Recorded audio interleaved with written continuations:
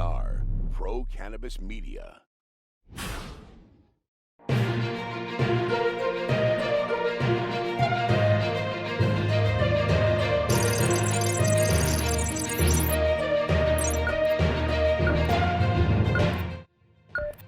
Hi everyone, welcome to Weed Talk News. I'm Jimmy Young, the founder of Pro Cannabis News. Curt Dalton is on another assignment tonight, so we go to the bullpen and bring in the Maine Man himself, Rye Russell. Hey Rye.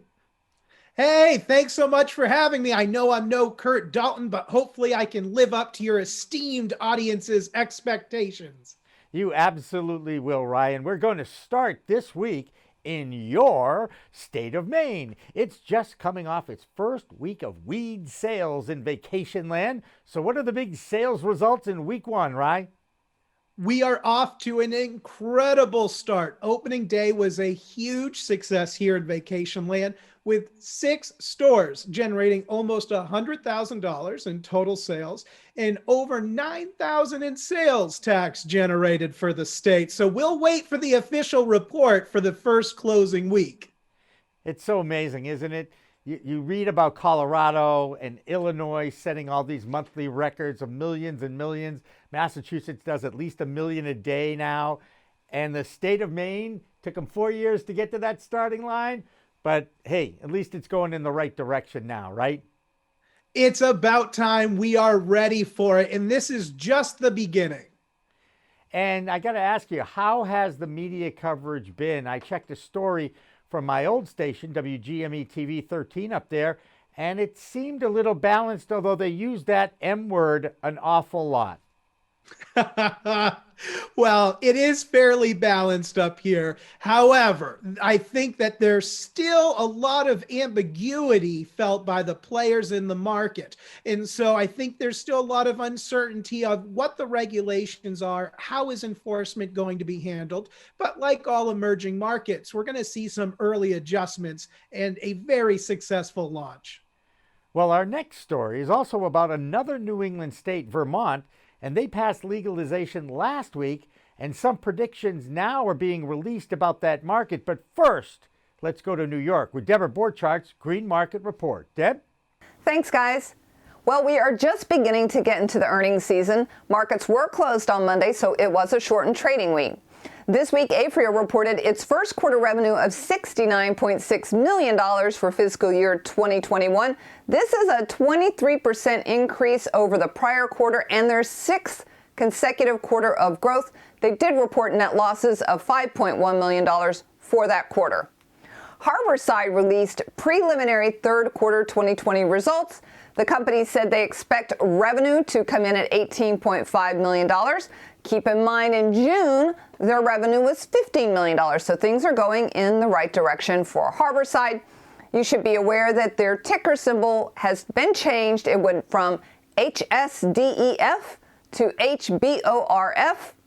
And the Valens Company reported third quarter financial results for the period ending in August. The company said net revenue was $18.1 million. That is a 10% increase from their third quarter in 2019 of $16.5 million. They also had a net loss of $3 million. And that's it for this week. I'm Debra Borchardt with the Green Market Report for Weed Talk News.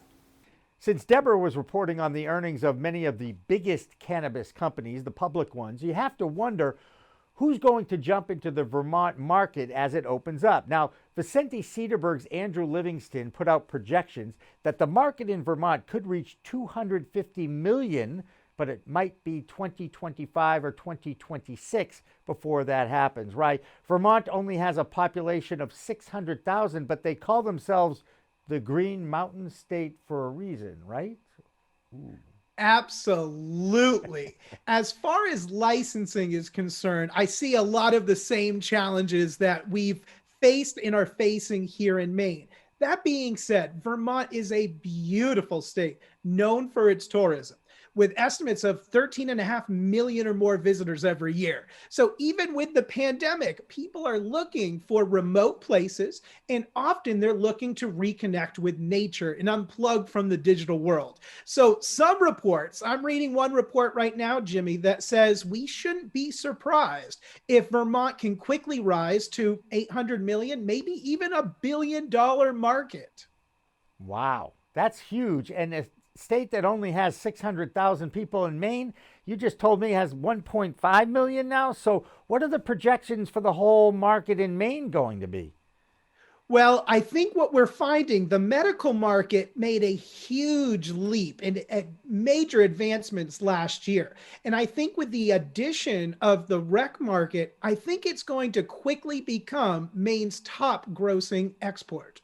Wow, that's going to be interesting to watch as most of New England now. And how would you like to be in New Hampshire? They're now surrounded by 3 legal states. Seems to me that governor might want to get a little revenue going in the right direction, but New Hampshire is a strange one of the New England states. No disrespect to some friends up there.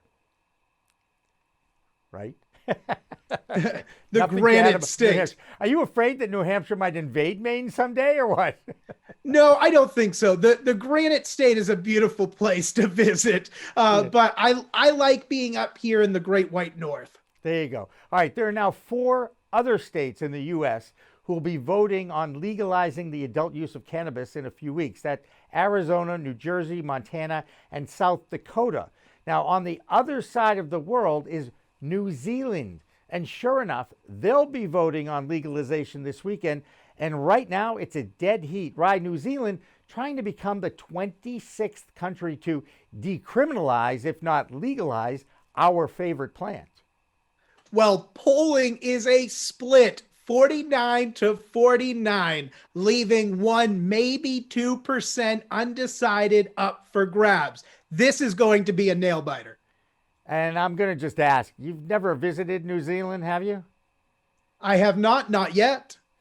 On the bucket list, as it is mine. All right. From the research world, this fact really has been known for quite a while. And make sure if you go in for surgery and you're going to get general anesthesia, please declare to your anesthesiologist that you enjoy cannabis. Why? Well, you might just wake up in surgery. A study at the University of Colorado Hospital among 118 patients who had surgery for a broken leg, that group that used cannabis needed much more anesthesia than those who did not partake. So, Rai, have you known anybody who has awakened during surgery?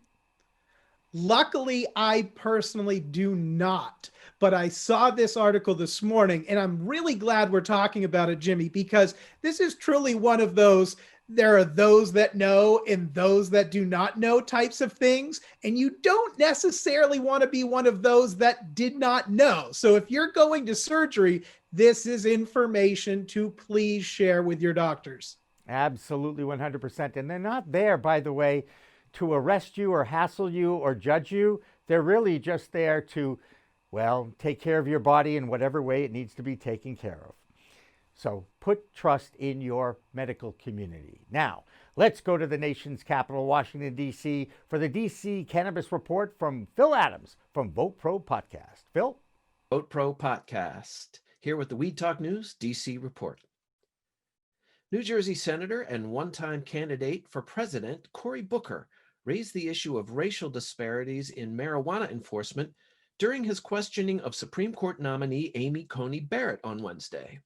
While he didn't ask Barrett any specific questions on cannabis policy, Booker did point out the disparity, saying, quote, "There's no difference between blacks and whites for using drugs, but blacks are multiple times more likely to be arrested." The Senate Judiciary Committee will vote on the Barrett nomination on October 22nd. The Supreme Court this week declined to hear a case challenging the constitutionality of the DEA's Schedule I classification of cannabis.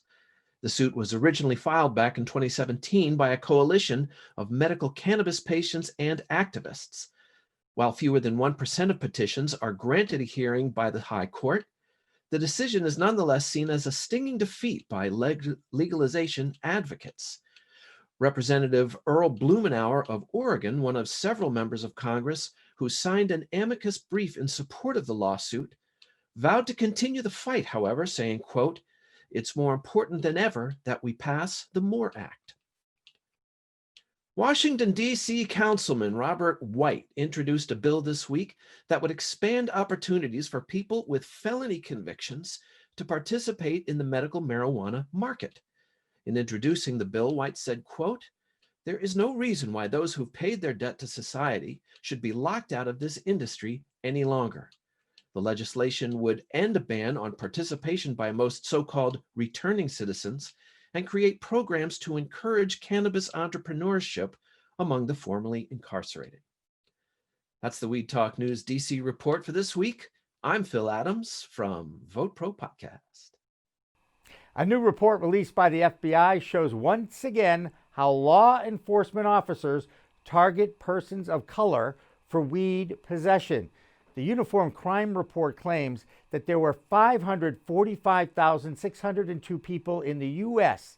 who were arrested on cannabis offenses last year. Now, amazingly, that same study reported that the number was more than 495,871 who were arrested for violent crimes. Now, what's even more disheartening is that 92% of cannabis arrests were for possession. Rye, black people are 3.6 times more likely to be arrested than white people. Another reason why reform of the federal laws have to happen.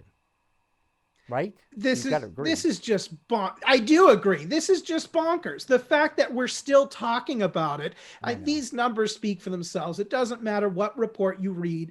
We need reform, and we need it within this next administration. That's right. And a lot of the new laws that are coming out are expunging records. We know the job that the Last Prisoner Project and Steve D'Angelo have done. They're getting more and more people to get out of jail and get their records expunged. And that, I believe, is only the next green wave that will happen. But right now, let's go north of the border to Canada for Solomon Israel's Canadian Cannabis Report. Solomon? I'm Solomon Israel from Marijuana Business Daily International, and this is the Weed Talk News Canadian Cannabis Report. Cannabis producer Aphria has reported growing recreational marijuana revenue for the quarter ended August 31st. The company's gross recreational revenue hit nearly 70 million Canadian dollars for the quarter, but that was offset by a decline in international revenue, and net revenue declined on a quarterly basis. Aurora Cannabis has sold off its stake in Australian medical marijuana company Can Group.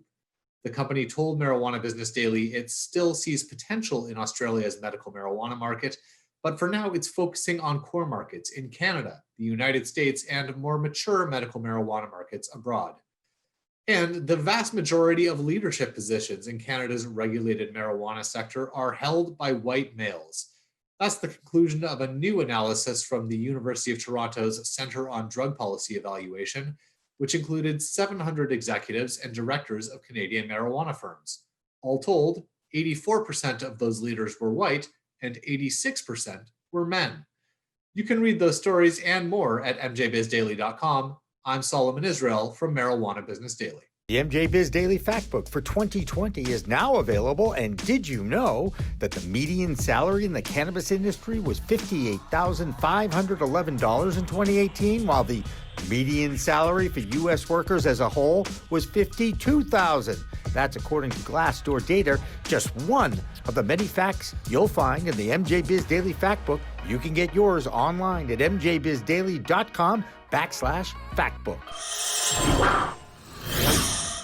A reminder that the CEO of MJBiz Daily, Chris Walsh, will be joining David Rabinovitz and myself on the Friday edition of Cannabis Chat on the Green Rush program on twitch.tv/Pro Cannabis Media, live at 4 p.m. Eastern Time. And speaking of upcoming programs, our friends at Green Flower are hosting an online conversation that is hosted by Max Simon, their founder, and two people from Normal on Thursday, October 22nd at 11 a.m. Pacific and 2 p.m. Eastern. Jen Michelle Padini, their development director, and Keith Stropp, the founder of the National Organization for the Reform of Marijuana Laws, will join Max. Now, you can register on their website, green-flower.com. Max Simon is my guest on In the Weeds this week, and we release that show on Mondays on our PCM affiliates and social media outlets. Now, one final story to talk about this week, and yes, it's back to the great state of Maine for this one. I know Bangor, Maine is a little north of where you are, but there's a police officer on the force in Bangor who has quite a following on Facebook, and sure enough, he used that forum to enlighten Maine people about the new laws. Do you know about this guy, Lieutenant Tim Cotton? Lieutenant Cotton is quite a local celebrity here. And the Bangor Police Department, believe it or not, they have been producing some of the greatest social media content of any police department in the nation. And it's terribly clever. It's super funny, and the public loves it. It's genuine, it's real. And what I found funny about this post was the disclaimers at the bottom of it. They recognize that you can sometimes in today's world get attacked from all angles. So there was a funny disclaimer, and we'll have to check it out, but it said that if you don't agree with the views or messages of that post, that it's okay because the writer doesn't want to do this job anyway. So they're hilarious. Yeah, I totally do. And, you know, it's very interesting as we sit here and we laugh about this, and it got national attention. But it's this kind of a public service of information, an exchange of information, where he's legitimizing the fact that, hey, it's now legal now. It's okay if you get the munchies. It's okay if you partake. Just don't do it against the law, like don't smoke it in public, and make sure you use it responsibly, and don't drive. And those are the messages that the public needs to hear. We understand that. But a lot of times when these public service announcements that are being produced by, let's say, the Massachusetts Cannabis Commission, when they come out very patronizing and pretending that it's, oh, you know, it's still a dangerous drug. You have to be careful with it, and you do, but you don't have to be arrogant about it or patronizing about it. Just accept that it's here and teach people about the substance. Do you agree with that, Ryan?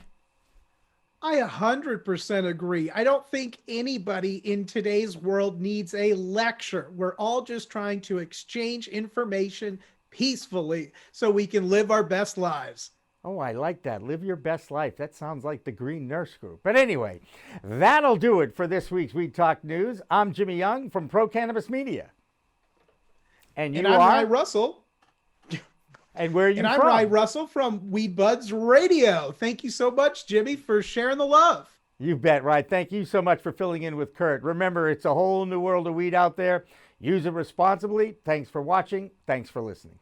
Weed Talk Now, Weed Talk News, and In the Weeds are all available on most major podcast distributors like iTunes, Spotify, Google Play, and our friends at clnsmedia.com and our flagship, cannabis.net. So subscribe, share, and like our videos on all the social media networks out there, including LinkedIn, Twitter, Instagram, Facebook, the WeedTube, and YouTube.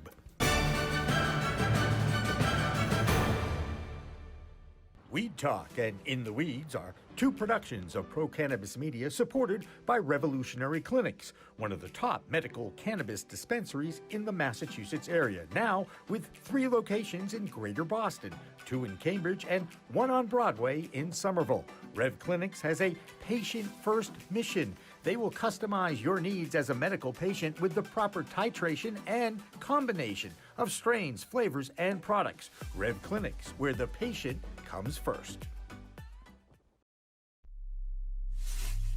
We are Pro Cannabis Media.